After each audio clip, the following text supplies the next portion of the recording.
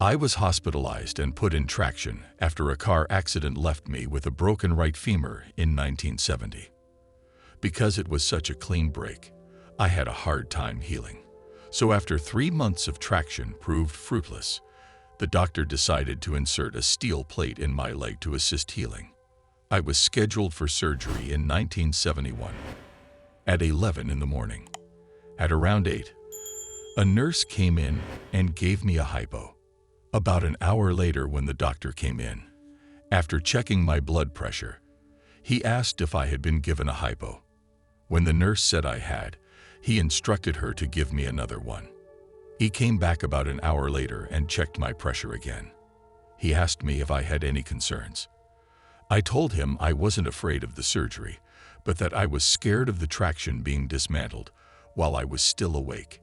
He told me that I could be put to sleep in my room if I wanted, and that's what they did. When I fell asleep, I was in my room with the traction still attached. The next thing I remember was a blinding light shining in my eyes, and I could hear muffled discussion. It gradually became clearer, my eyesight, not the voices, and I could see the huge light from the operating table, and also the doctor with a mask on, and 2 nurses. I turned my head to the left and could see another man seated at my head. I now presumed this to be the anesthesiologist. I thought to myself, oh my God, I'm waking up, and they're not done with the surgery yet. But then it occurred to me that nothing hurt. Then in the next instant, I was up in the right-hand corner of the room, watching them work on me. I could see the back of the doctor's head, silver side of the light over the table, the tiles on the floor and walls, everything, very distinct. Then I felt a presence directing me to go through the building where the ceiling and walls met. When I did, the outside was, of course, a tunnel. I was at the entrance to it, and the presence had turned into 3 cloud-like, ghost-like beings. I sensed they were female, and they were very calming. They reached and held me under my armpits, although it didn't feel like they were touching me. They guided me through this tunnel. It was kind of V-shaped, with the bottom of the V being where I started from. The opening got larger as I headed through it. The light at the end was brilliant, and as we neared the opening, a form started to appear.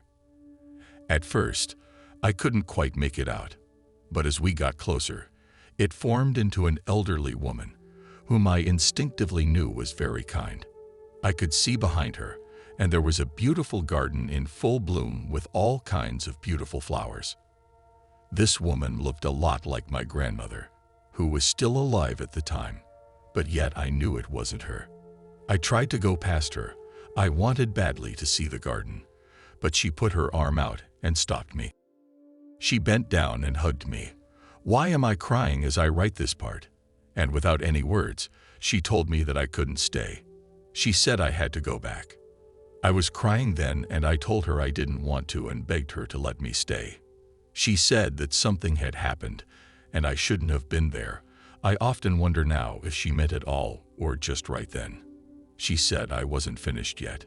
She said she'd come with me, and reluctantly, I went with her, crying all the way. When we turned around, we were up in the corner of the operating room again, and there were the same people in the same setting. She gave me a little push and said, "Go on now." I turned back and reached my hand out to her, and she held it for an instant. Then I was settling into my body, and then I fell asleep. When I woke up, I was back in my hospital room, and my mom was standing over my bed holding my hand. I immediately recounted the events with her. Several months later, when we were visiting my grandmother, I noticed a picture on her bookcase and shouted, "That's the woman I saw." My grandmother told me that it was her mother, my great-grandmother. I guess then it all fell into place. Even though we have a rather large extended family, up to that point no one that I knew had died. She was there because I would know her, and we were family. I never had the opportunity to ask the doctor, or I didn't then because I thought he would think me nuts, but it was never discussed whether or not something life-threatening happened in the operating room. Every time I recall this experience, it is as fresh in my mind as if it happened yesterday. I have no doubt that it happened. I was never in that operating room while I was conscious, yet I can describe it and the ongoings in there like it was my own backyard. I never really knew what it was that happened or why it happened to me until years later in my adult life when I saw a documentary on NDE. I was mesmerized as I realized that is exactly what happened to me. It has a name and it happens to other people too. I really don't feel the need to tell others. I am grateful that I experienced it, and I am thankful to you for the opportunity to express my feelings right here and right now. Thank you very much.